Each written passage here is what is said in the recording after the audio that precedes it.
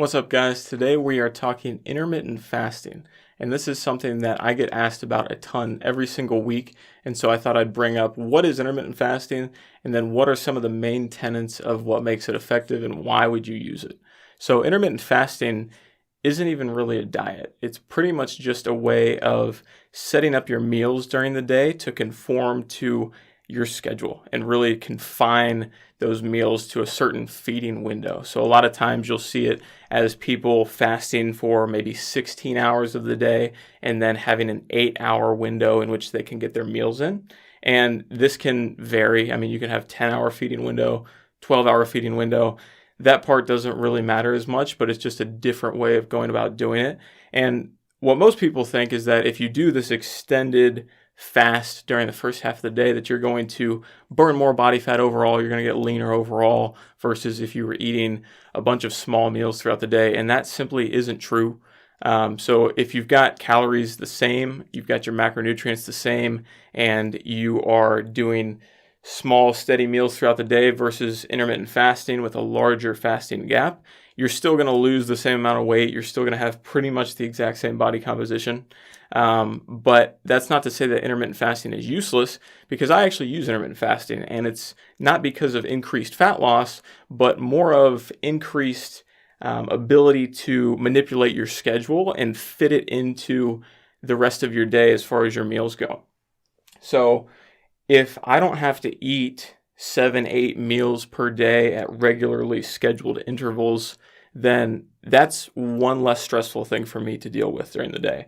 With intermittent fasting, as long as all of my calories and macros are accounted for, I can still fit that into that eating window and not necessarily worry about being perfect the whole way through from a timing standpoint.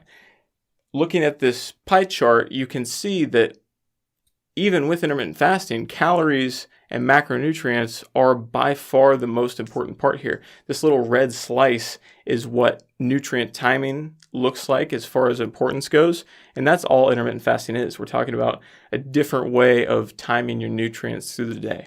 So it's not going to make you burn more body fat, but it's going to allow you to change your schedule to eat in a denser amount of time. And what that's also going to do is allow you to eat larger meals. So if you're somebody that's always struggled with dieting because they feel like they're not satisfied with the meals that they're eating, intermittent fasting can be great, because once you get through that fasting window in the first half of the day, you have some very large meals to look forward to. That's not to say that you can just eat whatever you want. It's still got to be within your caloric amounts that you can consume, but it allows you to eat bigger meals nonetheless.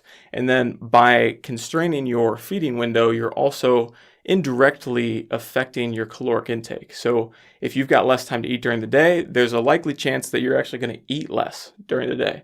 So these are some of the ways that intermittent fasting can influence the way that you lose body fat without directly counting your calories. Now, as for the downside to intermittent fasting, the biggest is as muscle building goes. So if I'm trying to build muscle, I'm trying to keep a steady supply of amino acids in my bloodstream at all times. And if I'm not doing that, then I'm leaving a little bit of potential for muscle growth on the table. And with intermittent fasting, the main tenet of this whole thing is that extended fasting window.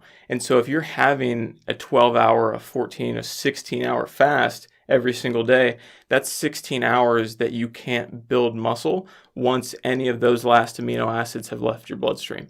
So by creating this extra fasting time, you're limiting the time during the day which your body can actually build muscle, because muscle protein synthesis is maxed out at a certain rate. So if you just backload all of your protein in at one time, it's not going to give you that same stimulus for muscle growth as if you were having a constant stream coming in 24/7. And so again, we're talking about a small difference here, maybe 2-3% difference between optimizing your nutrient timing and having some sort of intermittent fasting style of diet.